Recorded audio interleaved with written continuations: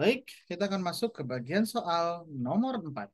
Sebuah molekul hidrogen dengan diameter 1 kali 10 pangkat minus 8 cm bergerak dengan kecepatan RMS, lolos dari tungku 4000 Kelvin ke dalam ruang yang berisi atom argon dingin dengan diameter 3 kali 10 pangkat minus 8 cm.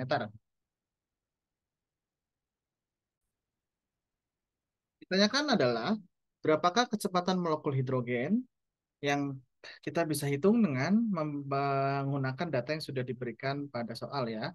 Karena kita tahu bahwa kecepatan RMS dari hidrogen itu didapatkan dari akar 3 kali RT dibagi dengan massa molekul per molar dari hidrogen.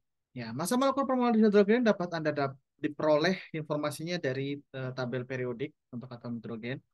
Ya, di sini didapatkan massa molar hidrogen ya, M hidrogen, di mana hidrogen itu bentuknya akan selalu H2 ya, karena dia selalu diatomik, bukan hanya monoatomik saja.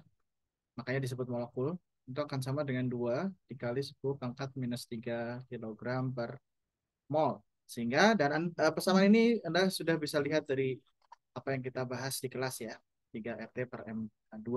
Sehingga tentu saja Anda bisa substitusi semua nilai yang ada pada soal yang diketahui tentang hidrogen dan Anda bisa menghitungnya. Kira-kira jawabannya adalah 7 kali 10 pangkat 3 meter per second. Lalu yang B, setelah dia masuk ke dalam ruang yang berisi atom argon dingin dan dia bertabrakan dengan atom argon, berapa jarak terdekat pusat dari masing-masing molekul ya, dengan menganggap masing-masing sebagai bola. Jika kita anggap masing-masing atom dan molekul itu adalah sebagai bola, maka jarak terdekat ya antara pusat atom atau molekul hidrogen dengan atom argon itu adalah jarak antar jari-jarinya. Yaitu kalau bisa kita bayangkan bolanya berhimpit ya satu sama lain. Ini molekul hidrogen, molekul dan ini molekul argon ya. Ini H, ini molekul argon.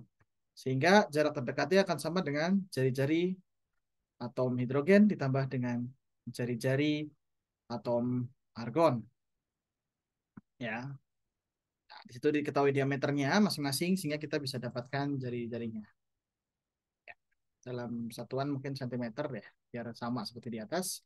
Lalu yang C, berapa jumlah tumbukan awal per detik yang dialami oleh molekul hidrogen? Asumsikan bahwa atom argon diam, maka jalur bebas rata-rata molekul hidrogen diberikan oleh lambda sama dengan 1 per pi d kuadrat n per v. Atom argon pada dasarnya diam, sehingga dalam waktu T atom hidrogen, T atom gitu ya, T atom hidrogen atau molekul hidrogen yang masuk itu bertabrakan dengan semua atom argon dalam silinder berjari-jari D dan panjang VT, di mana V adalah kecepatannya. Jadi kalau kita ilustrasikan, ketika molekul hidrogen masuk, dia punya diameter D hidrogen, ya, DH2 yang seperti diketahui, dan dia berjalan dengan kecepatan RMS dari hidrogen menempuh waktu T, maka dia akan bertumbukan sepanjang lintasan ini. Nah, dengan V adalah maksudnya.